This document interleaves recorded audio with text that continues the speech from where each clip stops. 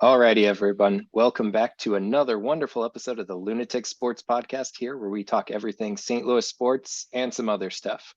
I'm your host, Tyler Edwards, and this week we got some fun stuff to talk about with the Cardinals, who actually have some exciting news and fun things to look at, which we've kind of been in dire need of this year.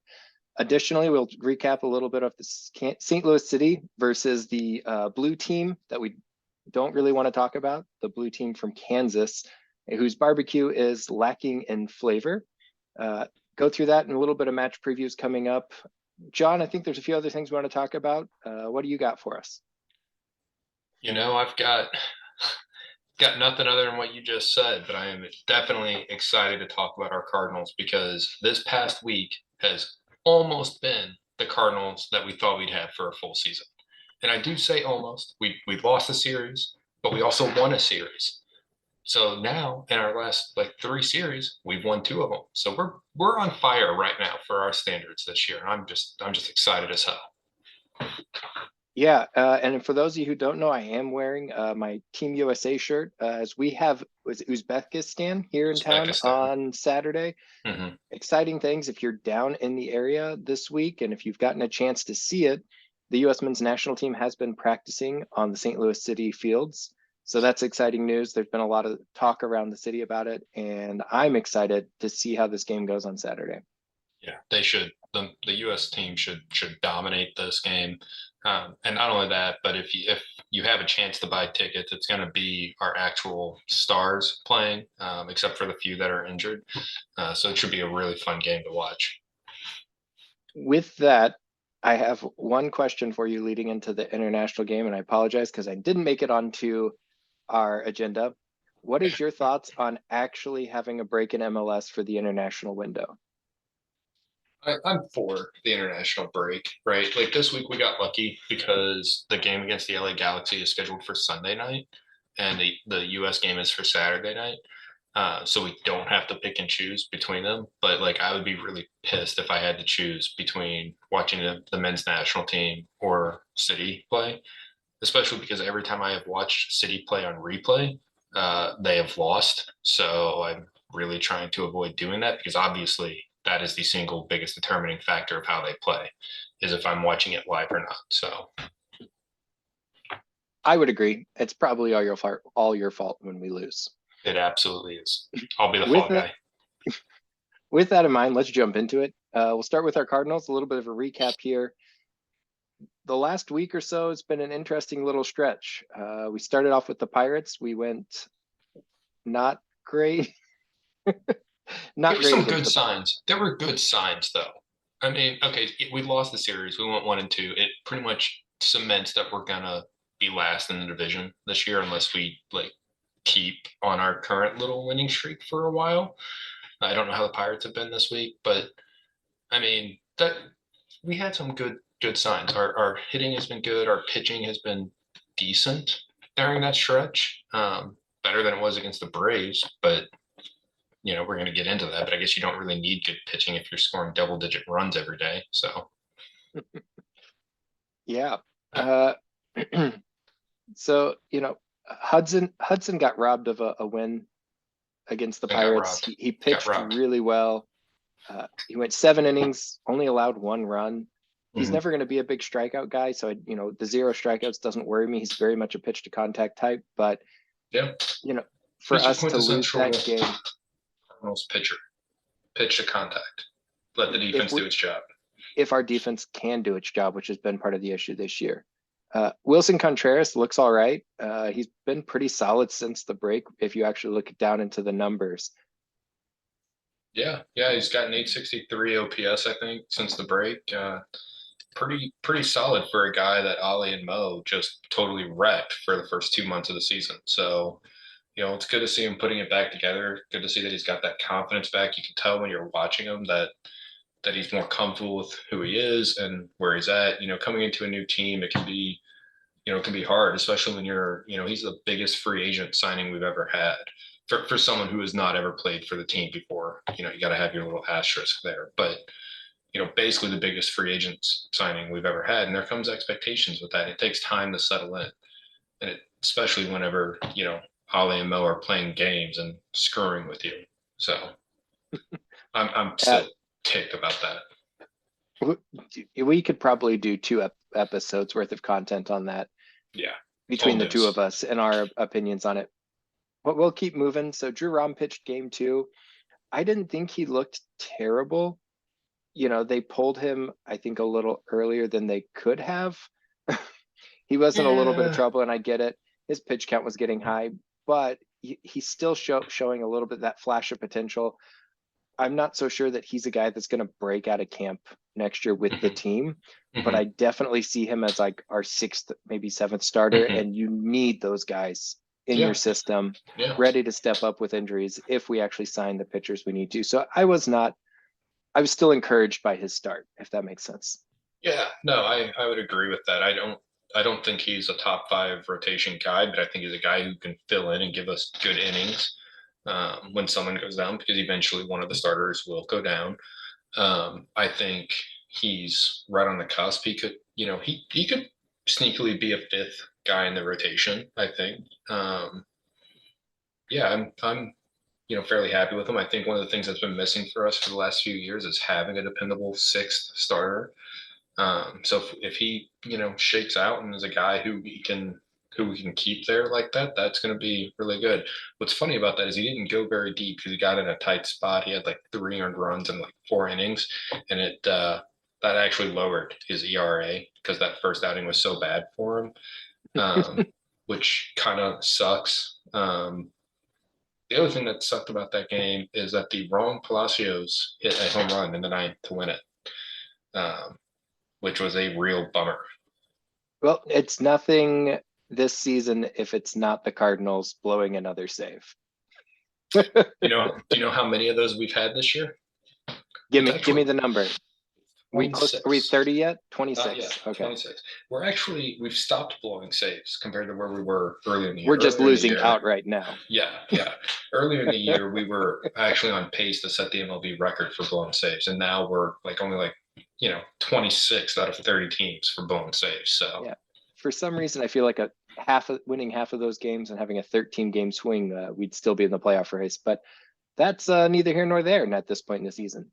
Game three was actually the one that got me the most excited, and there mhm, was a lot of exciting things. The offense came alive a little bit, but what's most exciting to me was watching Zach Thompson make it a full 7 innings, mhm, giving up only 3 runs. yeah, I was really nervous about him coming up through the minors after we sent him down to be stretched out. He didn't really seem like he got great footing being stretched out after mhm, being so dependable as a reliever in high leverage mhm. situations. Now all of a sudden I'm looking at him like, could this be our 4 or 5 starter next year? Yeah, I think the organization definitely thinks that. There's a really excellent article if you have an athletic subscription that came out this week, last week. I don't know, probably this week. Since that starts, so yeah, it'd have to be. That talks about kind of why he was struggling in the minors. Number one, stretching out, trying to build up his endurance. Number two, as a reliever, you don't need a 4 pitch mix normally, right? But as a starter, you do. So he had to start developing a curveball. I think he added a sinker in. Um, Maybe he was always a sinker pitcher. It doesn't matter. And so those kinds of things were really kind of affecting him. Another thing is, so in the minors, they have the automated ball and strike zones, right? The strike zone. So there's two different systems going, and apparently, according to the article, one of the systems was like basically removing the upper third of the zone. And as a sinker ball pitcher, that's like an area of the zone that he is very effective in. So he was giving up all these walks that would not actually be walks if he had been in the other system. And it's the other one that's expected to be moved to the majors next year. So that's kind of why, if you look at his stats, there's kind of this like dissonance with how he was performing. But he's coming together. I'm really excited. They didn't give him the 54 for no reason. So Yeah. And another exciting thing, there was some other big things going on, but Walker hit another Walker bomb, getting to walk mhm, around the bases nice and slow good if he vibes. wanted to. And I like to see that. I want to get more into Jordan Walker here in a little bit. Mhm, But we'll kind of move on to the Atlanta series, which we've had 2 games so far, and they've been exciting. So Michaelis started yesterday, looked good, 6 and 2/3, only gave up 3 earned runs, got a little bit of a tight spot when they pulled him, but okay, but Jordan Walker yesterday went 3 for 4. Looked great. Had a single double home run. If he could have figured out a way to eke out a triple in that fourth at bat, could have had himself a cycle. But Yeah. I'll take the win. Our bullpen still looks suspect. In two and a third innings, they gave up 3 earned runs. Right. But when you Right. score 10 runs, whatever, I'll take the win. Right.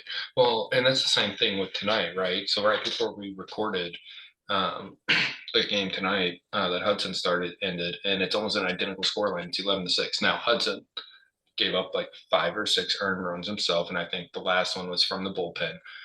So we do still have the same issues we've had all year, where our pitching is kind of letting us down, and we're the only reason we've won these 2 games is because our offense is very, very hot right now. But so we can't really rely on that.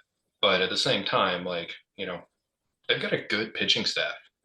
The guys seem like they're comfortable. They're seeing the ball well coming out of the hand, and you can see the results. I mean, Gorman had 2 home runs yesterday. I think he had another one tonight. Mm-hmm. Jordan Walker, like you said, had a great night last night. He's from Atlanta. His family was there, so that's really great that he got to have probably individually the best game of his year, one of them, if not the best. And his parents got to see it. I just think that's so cool. Yeah, no, I think that was awesome. That was one of the more exciting things. The other really exciting thing about tonight was Mason Wynn finally hit his first home run. First home run in the And majors. I hope that this is something he can build off of. His defense has looked fine out on their field, and we were never worried about his defense. But his offense, he looked uncomfortable at the plate. And I think getting that first home run, starting to get some base hits. We talked last week when we talked just on our Cardinals episode of maybe the guy just needs to try to bunt and just get on base and just start to get some confidence about being on the bases and running and moving. And I was excited to see that he finally got his first home run. There was a big thing in that we didn't talk about Waino starting. So they did push Waino's start back. And I think there was a big reason for it.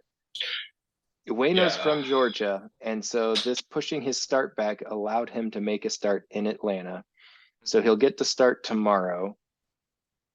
While I think that's great to get that last start in Atlanta, I don't know if that necessarily gives him a great chance. But the other flip side of that is the way the current schedule breaks out, he won't have to pitch in Cincy, which is somewhere that he has traditionally really, really struggled. Really, for anybody he is who's watched so Cardinals. bad in Great America Ballpark. I don't. He's so Great bad. America's small park, yeah. Yeah. I don't know many pitchers who are good in Great America's small park. Yeah, but it's very, very much his worst stadium. I'm really hopeful that maybe he can get 199 in Georgia, back home where he grew up. And for those of you who maybe are more casual Cardinals fans, we actually got him from Atlanta in a trade. So he was drafted by his quote unquote hometown team. And then we actually traded for him. And then he became, again, one of our all-time Cardinal greats. We all love him. So I'm excited to see what happens. Fingers crossed, everyone, for win number 199 tomorrow. I got a good feeling about tomorrow. I don't have a great feeling that he's pitching it up against Max Fried, which is just kind of crappy. But I mean, that whole team is just stacked. If we keep swinging the bats way we're swinging them, I'm not worried about I'm not worried about that as much as, can Waino keep the damage to a minimum if our offense keeps rolling. So I think he could match Hudson. Hudson went 5 innings pitched, 5 earned runs. Waino's got that in him. Waino always has that in him. So So it brings our total record, which again, there was an early bet early in our podcast around a bottle of whiskey, whether or not we get to 70 wins or not. We are up to 61 and 78. So we'll see how that goes. Roster update stuff. So finally got Liberatore back from the IL, which is exciting. Romero, he was placed on the IL, so that kind of sucks. Mater, thank God. They have DFA'd for the 18th time, and please don't pick. I mean, if we pick the guy up, is there just put him in the minors and just leave him there. I don't know why we keep bringing him back. I mean, he fills a hole, I guess. We have so many other better, younger, more promising players that I'd rather see there, especially this late in the season where it's not going to impact their service time. Right. It's about roster rules manipulation because so you and I were talking right before we recorded. He's got to be out of options for being sent back down to the minors, so that's why they keep DFAing him. Some of these other guys that are bubble guys right now that may develop into regular contributors, next year or the year after. If we're calling them up now and then sending them back to the minors to make up roster space, we're going to burn those options and then be like stuck possibly having to DFA someone who's really good who we don't want to lose in a year where we're competitive. Um, so that's why it sucks. They probably told him like, look, we're going to keep DFAing you and we're going to keep you, but it's the only way we can keep you with the roster. And if anyone claims you, then that means that they probably have an actual plan for you besides just sending you back and forth between Memphis. So it's kind of Not, not a bad place to be. no, it's not. One really exciting highlight from the game tonight. So I think we both got the alerts on our phone. There was the largest upset in Major League Baseball for the season tonight. And your St. Louis Cardinals upset the Atlanta Braves as the biggest underdog to win on the season in any game. So, Be proud. one, we're not used to being the underdogs, but at least you know what? If we're going to be the underdogs, let's be the best underdog there is. That's yeah. I have nothing to say to that. We were minus 365 in the odds, and that's just outrageous for a baseball game. And yeah, that just goes to show how dominant the Braves have been and how poor we've been. But we alluded to this earlier. So Waino, hopefully tomorrow, is number 199, right? And we've been keeping kind of a running count of his starts that he has left. And with the change in the rotation, we had to reproject, which was obviously a major inconvenience for everyone involved. And, they just shouldn't have done it because our podcast is more important than him getting to play one Honestly, last time in front of his family. John, for those of you who don't know, John puts at least 4 minutes into having to put down when his starts will be each week to make sure they're lined up. And those 4 minutes are valuable time. This week, because of them pushing him back, I'm pretty sure it probably took you, 6.5, 7 minutes to be able to put this together? It did. What you can't see in the show notes before I realized that it was so that way he could play in front of his family because I deleted it out. But I had a practically a dissertation that I titled "F.U. Ollie Marmol" about this change, and I deleted it out when I realized why they did it. But it was like several paragraphs long about why Ollie is the worst for this one thing alone. You know what? If you saved it somewhere, I think we should post it just so people can see how you really feel. I will go on the record. I will, if I can find it, if I can control Z it back enough and get it back, I will gladly share it. So he's pitching tomorrow against Atlanta, pitching on the 12th, which is next Tuesday at Baltimore, pitching at home against Milwaukee on the 18th, pitching in San Diego on the 23rd, and then his currently scheduled last start is the 29th at home versus Cincinnati. So a couple of things. One, it takes away a home start for him. Doing this, it takes away a start in general because he had 6 and now he's got 5 left. So it does make that a little bit harder for him to do. But it also takes him out for one, our game on September 15th, hockey jersey giveaway. Be there. We will be, hopefully. And then it also I've got takes him tickets. I've got tickets. So hopefully everyone makes it. But also he was lined up to pitch the last game of the season, which wasn't going to matter for anything other than it's his last game and it's the last game of the season. And I thought there was really cool symbolism there. But now he's pitching Friday on the 29th versus Cincy, which I also have tickets to. And if they push him back to pitch in the last game of the season, I'll just buy tickets to that one too, because, I want to see him. Yep. Yeah. Let's see. The dumbest take you've seen. This take, and if anybody is watching or keeping track of any of the Cardinals fan posts or any other things, this take absolutely takes the cake as possibly the dumbest take of the season for why the Cardinals suck. So for those of you who haven't seen it, there is people out there that are saying us trading Harrison Bader for Jordan Montgomery is the reason why the Cardinals suck this year. Yes. I would like to point out, this is not some big crazy thing. We took Monty, we got him, we got good use out of him. He had what, a 3.3 roughly ERA. Yeah, he had a good year. I mean, he was with us for the equivalent of 1 year because of Yeah, trading right. deadline to End of trading last year, deadline. first half of this year. Yeah. But he did great for us. Then we were able to flip him for more prospects. Meanwhile, Bader was injured for majority of the time that he was out there. He was in New York. Don't get me wrong, Bader looked like an absolute star in the playoffs last year for the He really did. Yankees. He had a He good was playoffs. the bright spot for the Yankees in the Mm-hmm. playoffs last year. So I'm not trying to take anything away from it. And you will not find somebody. I absolutely adore Harrison Bader. So this is not a knock on Bader, but he was then waived and claimed by Cincinnati, which means a lot of the lesser teams weren't interested in him.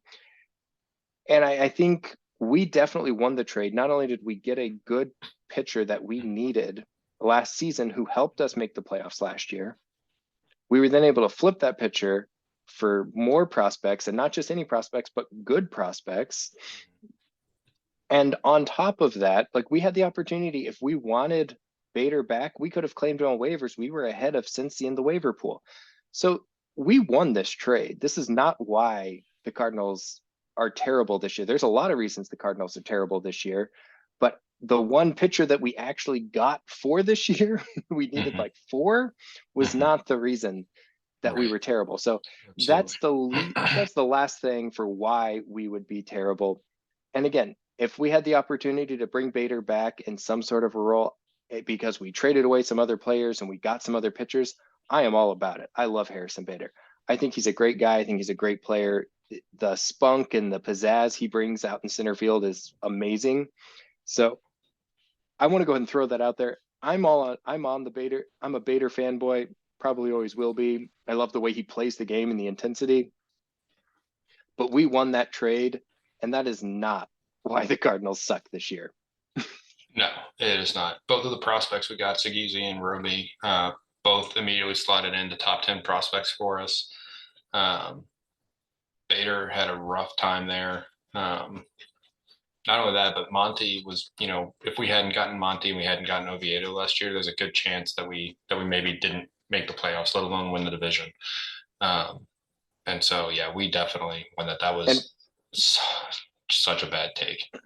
You said Oviedo there, and I Mhm. don't think that's who you meant. We didn't. We traded away Oviedo. If you had forgotten, Quintana?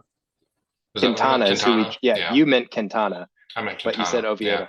Yeah. Oviedo's been hit and miss, although I enjoy seeing Cardinals prospects still do well as a Mm-hmm. whole. Players that we had in the system. Oviedo had a complete game shutout against the I saw Royals, that. Yeah, I which is saw that. also exciting because I hate the Royals. But on Yes. top of that, he then was tired when he got to pitch against us, which means we let him up, which made it even better. Um, yeah, so I got a quick 10-second yes or no before we go into city soccer. Okay. All right, let's do it. Now, what I wrote in here is you can only keep one, but a better way to describe this is you have Left to nut. keep one of them. Left nut. Everyone has a choice. You absolutely have to keep one of these 3. Okay. But Okay. you have to get rid of the other 2. Tyler O'Neill, Dylan Carlson, Alec Burleson. Who are you keeping next year? You can flip them for prospects or whatever. Which one are you keeping? Carlson. Interesting. You want to know why? Yes.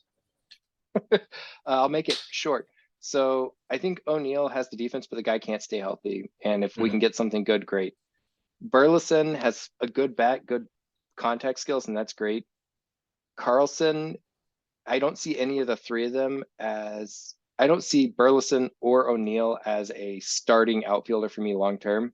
Mm-hmm. Carlson potentially can be, 1. 2, if I need a defensive sub late in the game, Carlson's my guy. Yeah. I choose Burleson. I think we get better haul for the other 2. You just said if we're flipping them, I could just keep one, I agree. I think we get more in return for Carlson and O'Neill. But if I'm picking one to keep on my roster for whatever reason, Carlson I think is the best player of the 3. That's fine. We value different things in who we keep. Your mom values different things. All right, moving on to St. Louis City. The the Derby Q, where we played, huh? Barbecue. Derby Q, excuse me. You watch too much La Liga. You got to watch more Premier League and get that English accent. I do. I watch a lot of La Liga, but Barca's my team, man. So you got to deal with that. Getting into the game, the first thing that everyone wants to talk about, how the game was called. The referee team, the referees in the game were absolute garbage, but to be honest, they were garbage both ways. I agree that there were some mixed calls, but we had players coming in with their cleats up, and I think Sporting KC started that, and Kansas City and St. Louis City returned the favors, if you will, as the game went on, because St. Louis City was not playing that way early on, but realized, okay, if you're not going to call it, I'm coming after them too, if they're going to keep coming after us. My biggest issue on the non-calls, not reviewed, there was so many things we could get into. The goal by Big Sam that got disallowed, that should have been reviewed, and I would have loved to have seen, in the World Cup, we get amazing VAR replays where they show this is why we called it the way we called it. We don't get that in MLS on the broadcasts. Apple TV, this is to you. Please figure out what they're doing with the World Cup and do that, because it's so much more clear, so much easier to see, because they draw that plane across the field, and the way they do that just makes it easy, because none of these camera angles are perfect is the reason why that, in my mind, that's really helpful. The one that drives me nuts, that handball, when AZ Jackson was trying to get around him, that has to be called, or at least reviewed, and it wasn't. And that's really, if I picked one call, that would be the first call that was just absolutely blatant. The second call, go ahead. You can see how the Sam Adeniran one stayed, right? I mean, it's literal inches. The way it works in the Premier League and the way it works in international play is they have different technology, which is probably just more cameras, right?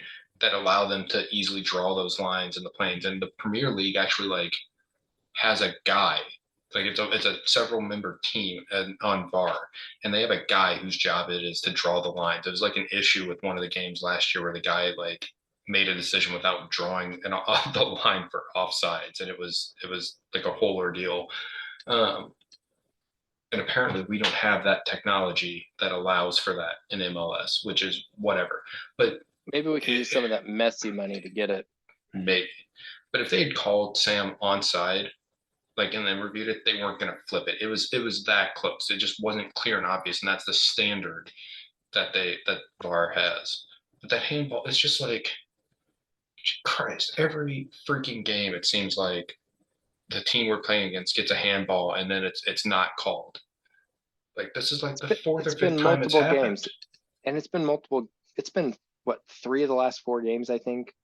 And it's annoying. It drives me nuts. But and there's a lot of people out there, and I get what they're saying. Oh, well, you shouldn't let the game be that close. The problem with soccer is a low scoring affair. So when you have that break and that obvious goal scoring opportunity and you lose it, that could be that one call can be the difference of the game. It's not like baseball and I love it when people compare it to basketball. Basketball there was one call at the end of the basketball game. Well, you shouldn't have been that close anyway. You had all these possessions. Okay, I get what you're saying. Soccer's a different animal. So I get that. If I had one other call that I think should have been called that was not, was Russell coming in with his cleats up early in the game, plowing through our guy. Should have at minimum been a yellow, but realistically it was reckless, cleats up, hit our guy, could have been a red early in the game, and that completely changes that game. It could have been a straight red. So if I have 2 calls that I'm peeved about or that were not called, it's the handball and that tackle by Russell early on. Did you see the picture on Facebook of that tackle? There's a wonderful picture that someone took from the stands of the cameraman zoomed in on Thorison's knee, and you can see Johnny Russell's cleats just going into the back of the knee. There's no ball, there's nothing. It's just straight into the knee, and it's whatever. I think Kansas City figured out really early on what they could get away with in that game better than we did. Because we did end up with more fouls. Maybe they just got away with more earlier before they started to call shit. I don't know. Um, but yeah, I mean, you got the other Getting thing hot is, with that scarf. Sorry. yeah, that's why I don't wear one. The other thing is you have to play the game that's called, and it just sucks when it actually changes the outcome of the game. Like, a lot of we throw that out around a lot. We say that a lot. Oh, it changed the game. Well, this actually did it. It took a goal away and didn't give us a penalty kick that we should have had. Like in a game we lost. Like that changes from a 3-2 win to a 2-1 loss. It's either one of those could have led to us at least getting a point, right? And Right, getting a right. 2-2 tie, which is huge right now in this playoff chase. So we can get into this more. We also had a lot of guys when the whistle wasn't blown. Once you realize the way the game's being called, and this was my biggest problem. Yeah, I agree. Once I know you where know you're that they're going. I not going agree. to keep having the call, you're not getting the call. We still had a lot of guys just sitting on the ground, throwing their hands up and getting pissy that there was Right. no call. It's like, he hasn't been calling it all game. Get up and keep going. And I'm sure BC had loads to say to the team about it. And Mm-hmm. for good fortune, my best absolute favorite moment outside of our fan giving the finger of Same, isn't it? any of the dissent was Big Sam. And I remember looking at my wife Lindsay and turning to her and going like, he literally just did the joint thing. He's telling the ref he's high and he's smoking something. And Lindsay goes, oh my God, I can just now realized after you said what he's doing. I'm like, oh my God. So I remember watching it live and I was like, good for you, Big Sam. I'm surprised, he's not the one who got the card for dissent. That happened later, but it's just, it was, and we looked like we were on tired legs as a whole. And that didn't help Yeah, us, but, and we can talk about that when we get to the subs. I have yeah, very passionate feelings about the way the subs and the lineup went in this game. And we can keep talking about the reffing for like this entire podcast, but we got to get into the player performances in the lineup, I think, because that's the other really big thing. Like you said, is they looked tired. And I mean, it looked like a team that like one team played 3 games in 8 days and the other team had a week off. Like that's what it looked like. And that is exactly what it was. it was. So let's talk about the play. Let's talk about the lineup first. I think the lineup plays more into this, and then we can talk about kind of the performances, because I think the lineup plays into the performances. So I don't necessarily love where we went with the lineup. We got the lineup, and I think I was already messaging you like, I don't like Immediately. this. Yeah. I mean, Like I hadn't even seen it yet. within minutes, like they Yeah. posted it, I pulled it up. My kids were having a play date with their cousins. They're out in the yard digging a hole, and I get the notification. I pull it up, and I'm like, oh, this is not going to be good. And I'm already texting you like, this does not make sense. I agree 110% that you have to rotate guys, you have to do stuff. I have two big issues with this. One, yes, you have to rotate people. That's, I get it, it's fine. You don't have to rotate everybody out on the same game. Mm-hmm. Right. And which is what we did a lot. Yes. My other big issue is if you're going to bring guys on at the half or really close to it, have them start the game, get control of the game, and pull them out at halftime. Right. Because instead, we're wasting their legs because they're pushing and chasing the game. And I love that Carnell has the confidence to think, oh, even if we're down, we'll throw these guys in and they'll catch us up and they'll make the difference. Well, they tried. There were some terrible calls that kind of cost us those chances. But it's a lot harder for these starter guys to get into the flow of the game when they're used to starting a game and just working with the flow. Whereas you have guys like Ostrak and you got that come into a game as a sub and immediately know how to impact the game as a sub. They're used to that. And I think if you flipped how you did some of those versus starting versus on the starting versus your subs, I think you get a better play out of it. One thing I will highlight, and I've noticed that the last couple games, we don't move the ball on the side that Hebert's on. You're just not noticing that? No, I've noticed it for a while, Mm, but it's driven me nuts. But then to see somebody like Marcanic on the right, left, to be able to watch the way that he pushes up and moves the ball forward, and right, Marcanic and Hebert are very different players. right. Hebert's a center back. He's not an outside back. We keep putting Hmm. him there. I get that. Right. But if that's the case, Marcanic, he looks electric on the left side Hmm. offensively. I think he needs a little bit more help defensively, keeping that spacing and Right. doing the right speed in the right spot. He's young, he'll learn that.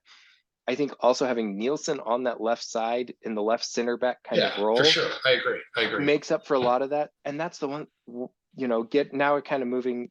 Well, I'll pause here. Lineup decisions. Sat here and just blurted out all of my thoughts and frustrations. What That's do fine. you have? Okay, so first off, you already alluded to Hebert coming in at right back, right? Okay, so we talked about it last week. When we have the ball, we transition to a three center back look. And Stroud has always been on the same side as Hebert. It's true here. Stroud, instead of starting at left mid, started at right mid, and he kind of falls back into a wing back role. But he still doesn't, we don't advance the ball through him or anything like that. Um, so I think, so you and I talked a lot about this. Like, why did he not start Yarrow at right back? Yarrow has been rotated the last couple of games a little bit. He's not played the full game, I think, in either one. Um, it just kind of made more sense to me to do that. And I realized I kind of wonder because when we had the ball, we shifted straight back into that three center back look. I kind of wonder if this was an opportunity to see how Kyle plays as a right center back in that look, because Kyle was starting center back, and the only reason he stopped being starting center back is because John Nelson got that red card against Chicago, and then they moved Hebert over, and we were better defensively, so they just kept it. And it's not really fair to give up your starting spot that way, right? As the team asks you to switch positions where you're not comfortable and you're not playing as well as you should be, and then to completely lose your starting spot. So that's kind of what I think was happening. Um, Spoiler alert: it did not go great over there for Hebert. Um, I also think, and while this is a huge frustration of mine, while I think Stroud is, a good wingback, it makes Hebert look even worse when you have your two of your worst midfielder that on mhm, the ball and your worst defender on the ball right next to each mhm, other. I Who the agree. hell are they supposed to play it to? You Right. play it to Stroud and he looks lost. You play it to Hebert and he looks lost. Hmm.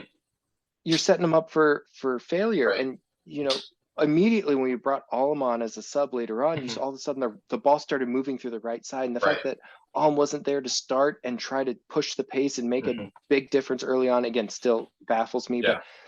I think Stroud, and I said this last week, and I will continue to say it probably until they prove me wrong. Stroud and Hebert are bench players. I'm not saying they don't belong on an MLS roster. They don't belong as a starter on a competing team on an MLS level. And when you needed somebody who could make plays happen and you could carry the ball, create opportunities, guess who you didn't even have as a sub again? Celio. Celio. Yeah. I was gonna say you've You got to you be going for Celio. you putting Stroud out there who can't carry the ball, and all of a sudden we're losing a game, we're chasing the game, Hmm. and you've got Celio not even listed as a potential sub. He could have made a huge difference in the second half and allowed you to still rest some of your other guys as far as offensive creativity, the way Hmm. he plays the game. I, I'm frustrated, and I understand he's getting plenty of minutes City too.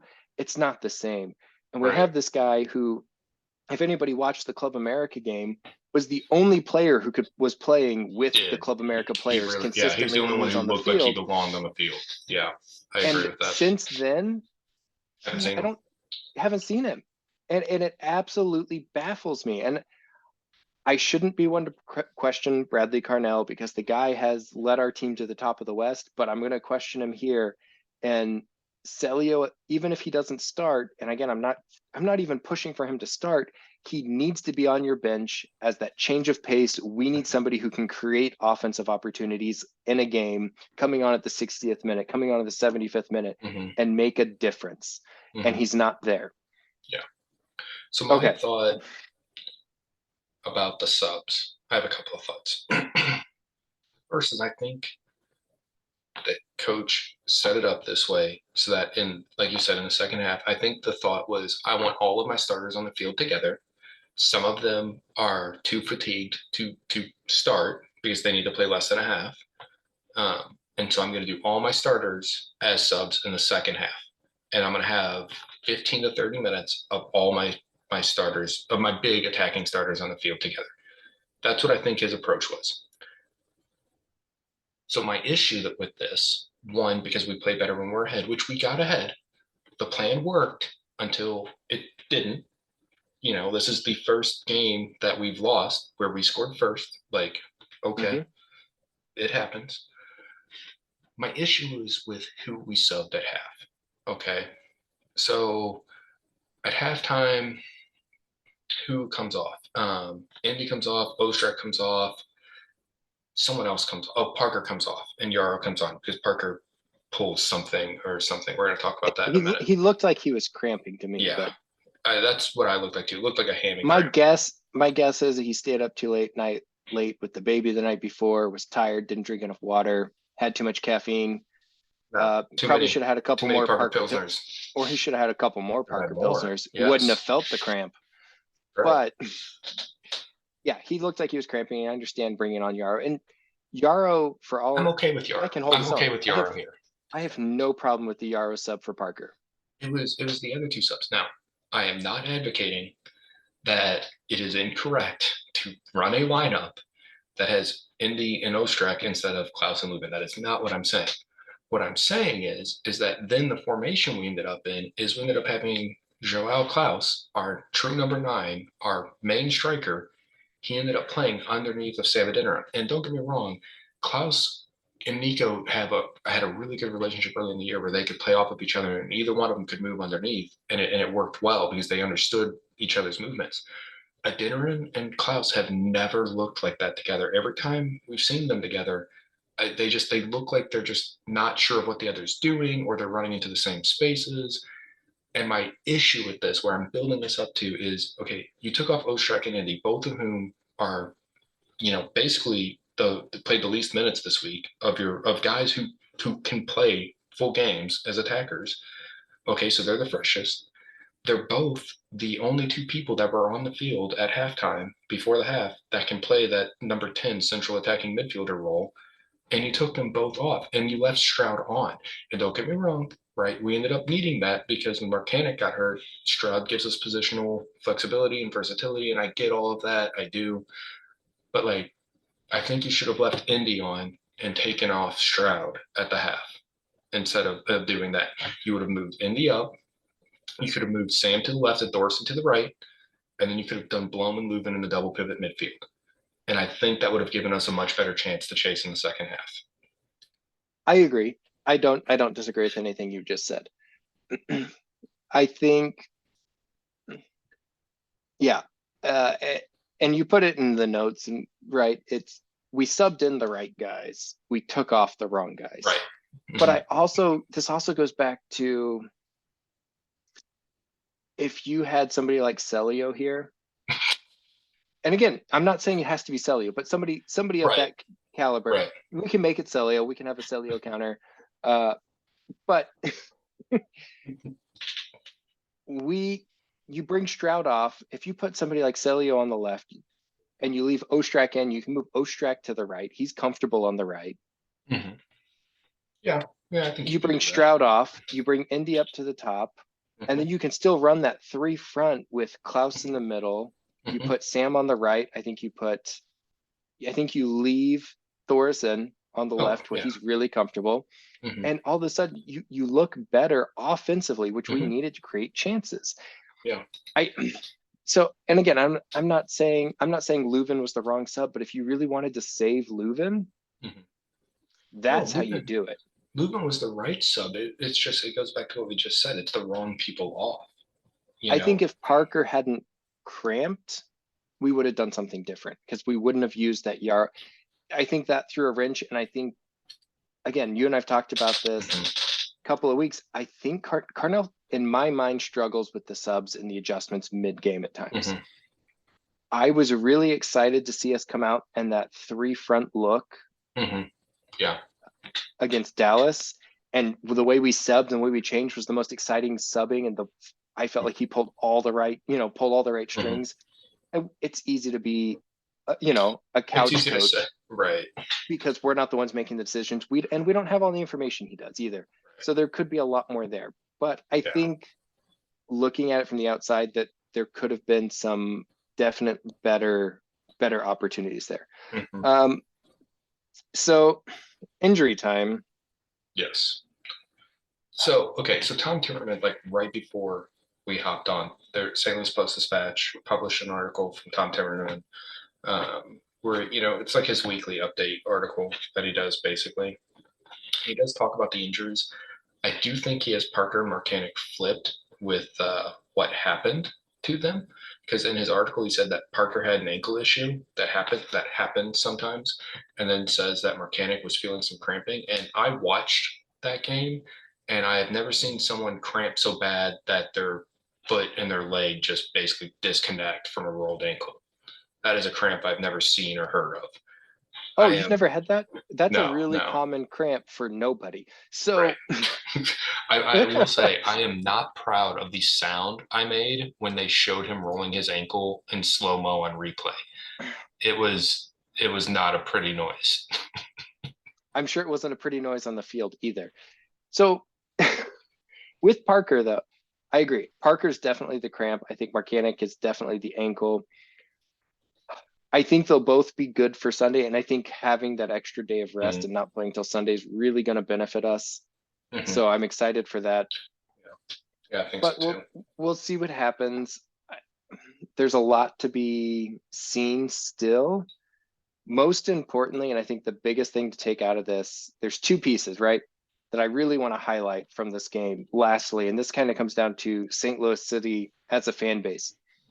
This is the first time that Sporting Kansas City has ever sold out a regular season home game. Mm-hmm. And do you know why? Because 60+% of their tickets went to the St. Louis City fan base. Mm-hmm. There, that's phenomenal. And I posted, and if you guys haven't seen it, I shared the post on our Facebook page. So go and like our Facebook page, check it out. But there's an interview with Carnell asking about, he's asked about the fans traveling and what it means to him. And you can tell how much it means to him and the team and how appreciative he is. The guy Mm-hmm. is, again, I love Bradley Carnell. I know we question him. That's part of our, part of what we have to do here and part It's of our what job. we do as fans, right? It's our job as But podcasters to question. and as fans, right, we're always going to question, was it the right move, was it not? If things go bad, it's the, you do it. If it works out, you're a hero. If it doesn't, you're a villain. I get it. But I love the Right. guy. I loved seeing how appreciative he was of the fans and traveling. The other big thing, Kansas City still has to come back for the rubber match. Mm-hmm. And this place, City Park, is going to be rocking. You are going to hear it for miles away. You better be Yes. ready. And I can't wait.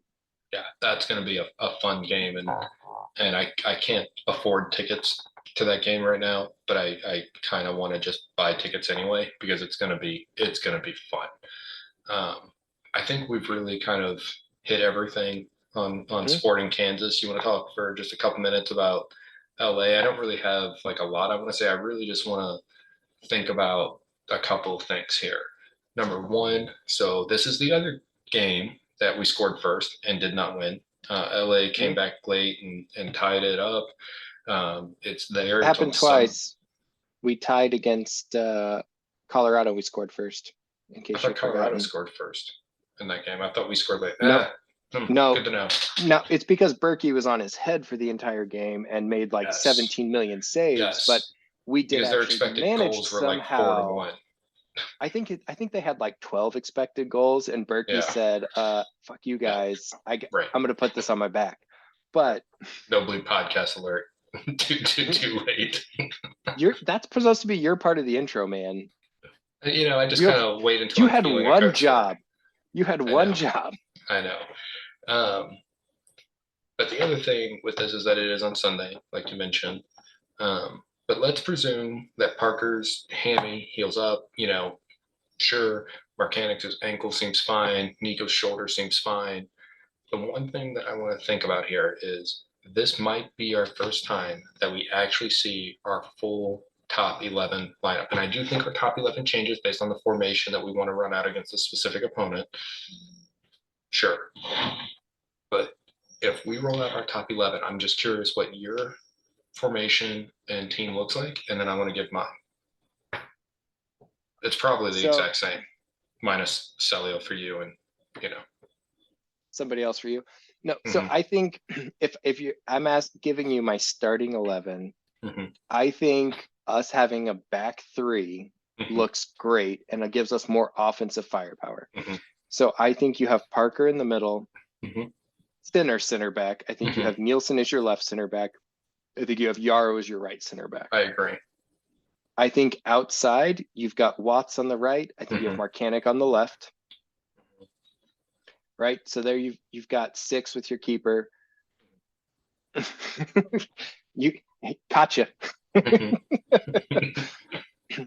In the center midfield, you have to have Blom. You have to have Leuven. Yep. You don't really have options there. I think depending on how you're wanting to play or who you're playing, I think it's either AZ Jackson or it's Indiana Vasilev as your third in the center. I think it depends on who you're playing. I love Jackson's direct approach, but I think he doesn't always play well. It can be wasteful at times, and I love the left foot of Indy. And I love pushing him forward and having the left foot of Indy and the right foot of Leuven moving forward in the center of the field. Especially on free kicks, it gives you more options, yes. And then up top, I think, and again, this also depends a little bit on what you're playing, and I'll explain more in just a second. I think typically you're going to have, I think Gioacchini and Klaus, because of the way they play together, are your starting up top. Now, with that being said, when you're away and you're playing and you feel like you're going to be playing more back in your zone, I think Big Sam gives you a big advantage in the fact that he can make those runs. And he gets in behind. So he has a little bit of a different style of Klaus and Nico in the way that he's really thrives off that counterattack. That's where his game's really built. I think your key subs in this situation, there's a few of them, and I'll go ahead and lay those because I think that's important as well. Center back, you have Bartlett and or Hebert are going to be your center back subs in my mind there with the way that you're lined up. Right. Midfield, I think you have Ostrak. I think you have Ostrak, Alm, and you have either Indy or AZ, depending. But in this case, AZ, because I said I'm starting Indy. Right. And then I think up top you've got Alm and you've got Celio. And then the third of Gioacchini, Big Sam, and Klaus. Now, with the way that this changes, and I'm going to put this out here, I think Alm deserves to start, and I think he has a place, and I think up top is best for him.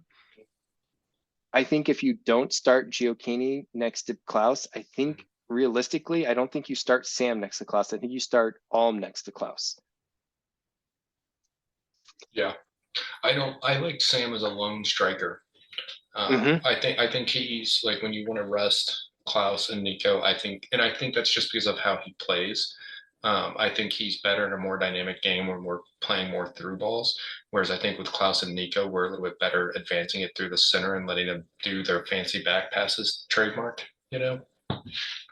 Trademark. So I agree with you. I do think Thorson's on the bench for that as well. The only changes I have to your lineup, so I have the same back 8, I guess. Basically everyone through Leuven and Blom that you said. I have everything the same back there. I do think you might try and it depends. I really want to see how Klaus and Nico look together again. That I do kind of think that I like the look of a 3-4-3 type of setup here. And so what I like is I would like to see Thorson and Alm as kind of like forward, left and right mids or wingers. You could, depending on how high you want to play them, it doesn't really matter. And then Klaus as a striker in the middle. I think Klaus did very well when we were giving him a lot of service from the wings early on in the season. And I think if you have Marcanic and you have Watts, and then you have Alm and you have Thorson, you're going to have guys that can deliver service in and go straight to goal from the wings if Klaus isn't in the position to receive one. I think that's a very interesting lineup there, and I, I'm proud of you for that. That was fantastic. And if you're listening, I don't know if what Tyler was doing off screen. I think he just decided to shake up a beer and then pop it open and then So try to chug I'm it. going to go ahead and throw this out here. If anybody has ever had a canned citywide beer, they put way too much carbonation in these things. I've had maybe two, and I've had, I mean, multiple 12 packs of these things that I have ever opened that haven't blown up in my face. But I committed, and I've definitely slurped down a lot of foam. Right. that was amazing. That was the highlight of my night. Okay, so real quick, I want to go through standings, and then I'll hand it back to you, and you can wrap up with the Blues, and we can get out of here, I think. So standings, we're still top of the West. St. Louis, Seattle, LAFC, as it stands right now. We are 6 points clear of Seattle, and we have one game in hand on them. We were 7 clear of LAFC, but LAFC has a game in hand on us. Thanks, Messi. Yeah, thanks, Messi. We love you. You're the GOAT. Hey, I'm a Barca fan. I've always thought he was the GOAT. Yes, you are. Unfortunately, because of Seattle, we can no longer clinch on 10-4 at Vancouver. Yeah, I don't think we're going to be getting any Messi freebies again the rest of the year, so we might have to start winning out. Sorry for that belch also, is the foam. Not sorry. Not sorry at all. So the earliest we can now clinch is on October 7th, pending the result of Seattle versus Vancouver or Austin versus LAFC. We basically need to be 4 points clear of both of those teams on that day to clinch the West going into decision day without tiebreakers. One interesting thing I saw is if we happen to win 3 of our remaining 7 games, because I did some math and some scenarios, if we win 3 of our remaining 7 games, Seattle has to go 5-1, 5 wins, 1 draw in their last 6. And LA has to go 5 wins, 2 draws, 1 loss at least to pass us for winning the West. And that's pretty hard. So I think we can easily win 3 games in our last 7. So yeah, I'm pretty excited. It's gonna be a fun into the season. But yeah, okay, back to you for the Blues. All right, so we haven't talked a whole lot about the Blues, and the season is getting closer, so I think it's just good things to think about. And the reason that it kind of came to my attention was they released the farm system rankings. The Athletic did, and then I can't remember the other. There was 2 people that released their farm system rankings. One had us at 16, one had us in 18. That's a huge improvement for the St. Louis Blues. St. Louis Blues have been hovering between 26 and 30 for the last several years, and there's a lot of reasons for that. One, we're trading away early draft picks for those guys to try to push us over the top. I mean, we did get a Stanley Cup in 2019, so there's a good reason for it. And let's everyone can appreciate Brett Hull at getting absolutely trashed and making an ass of himself. More importantly, yeah. What I think this really focuses on is a couple of things. One is getting draft picks, getting trade capital, getting prospects, and getting the right players with those trades. But I think we kind of, as Blues fans, right, we were frustrated. We made the playoffs, and I think Army truly, Doug Armstrong, for those of you who don't know, GM of the St. Louis Blues. I think we made the right move, and I think he made the right moves. And realizing that we were going to have to fight, claw, scratch to just make the playoffs. Not to say that that's not a good strategy, right? We barely made the playoffs. We went from worst to first at the midway point of the season. We were last place on January 1st, the year we won the Stanley Cup. We won the Stanley Cup. we had a very different team makeup then than we do now, and we're already trending upwards at the trade deadline. So Armstrong could see, hey, this team's chemistry is growing through the roof. How do we improve it? And that's when he brought in guys that could help push us over the top. O'Reilly being a big piece of that move that pushed us over the top. What I'd like to think about though is realizing that, you know what, we're not trending in that direction. We're actually trending the other way heading into the trade deadline. And I think realizing that we need to move some of these players. We need to get assets. And the Blues have done that. Our farm system looks great. We have some great young players, and I know we're going to do a lot deeper dive on this when we have more time. But I think it's important to highlight that while last season for the Blues was not everything we had hoped it would be at the beginning of the season, there's some really positive things and some great things to look forward to with these young players coming up, with the fact that we have people like Robert Thomas locked up long term. He's not going anywhere. Robert Thomas is going to be the centerpiece of this Blues team, in my mind, for the foreseeable future. So I'm excited. It's going to be a good time. We're going to cover this more in depth coming up. The other thing I want to kind of draw parallels to is the St. Louis Cardinals, right? We haven't had a season like we've had with the Cardinals in a long time. And I think if the Cardinals are able to use this draft capital and use these new prospects and actually put them in the right situation to succeed, we could see a vastly different Cardinals team next year. And I pray that we do, and at least performance-wise, and how we move forward. And I think that's super exciting to think about. We've talked about players like Drew Rom earlier in the podcast about potentially being that fifth starter, maybe even that fourth starter if he does well. Zach Thompson is getting an opportunity as a starter right now that he wouldn't get if we were in the chase and we still had Montgomery and Flaherty and we were pushing down the stretch. And we're seeing Zach Thompson come into his own and potentially could be a big starter for us in the future. And I think we need to embrace that and understand that and realize this amazing opportunity that we don't normally get as a Cardinals fans to kind of really reset as a team and as an organization and to push forward again. So I don't think it's all bad. I know we harp on the Cardinals for not being as good as they have been, but I'm actually really excited to see what happens in the off season, potentially into next season, and how spring training goes. There could be a lot of good things. Any thoughts on that, John, before we sign off? No, I think that pretty much sums it up. Like you said, we're getting to see a lot of the young guys, the future of both of these clubs, guys that are going to really, hopefully take us to the next level. Still to be determined for a lot of the guys for the Blues, but a lot of these young Cardinals guys, they've got the look of career pros that are, going to be really, really good. That you can see flashes of it, and we're right there. And I can't wait for next year. Like, I'm no longer excited about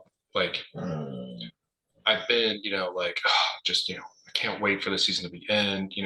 I just want it to be over, etc. But I'm actually at the point now where, like, after getting to watch some of these guys, that I'm now like, you know what? I'm excited for spring. I'm excited to see them after they can, take this experience and reflect on it and learn from it and grow from it and see what they look like next year. I agree. And I think we're going to see some great things. I'm pumped. I'm excited. And it's exciting times. We talked about people like Mason Wynn, and I think we're going to see not just players like him, but Jordan Walker, the ability that we've had to send him down, which I don't think he should have been sent down, neither here nor there, but then to be able to come back and really find his groove. He looks like a more confident player. I didn't get a chance, I forgot to mention this earlier. The guy's OPS. Now, granted, you take this into consideration. For those of you who don't know what OPS, it's on base plus slugging. OPS of a really good player in the major leagues is around 900, right? If you're above 900, you are a stud.